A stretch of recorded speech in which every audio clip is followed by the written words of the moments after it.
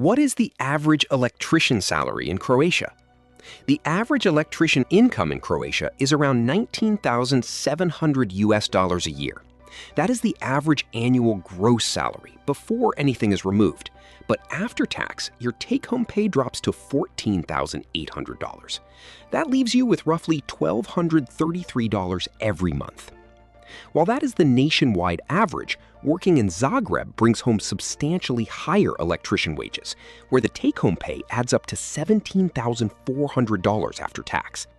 Pay outside the capital is lower, but cheaper rent in smaller towns often offsets that difference.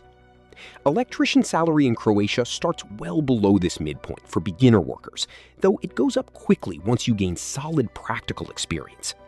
After that initial rise, your pay often plateaus, so moving up requires earning a university degree. Higher education opens doors to better paying positions like electrical engineer or project manager, which is why many tradespeople choose to study. On top of that, your employer makes a huge difference because small local firms pay modest rates, whereas multinational corporations pay noticeably more. If you want to know how much does an electrician make in Croatia, these factors decide your final paycheck. Learning the trade takes time, but average electrician pay stays steady across the country.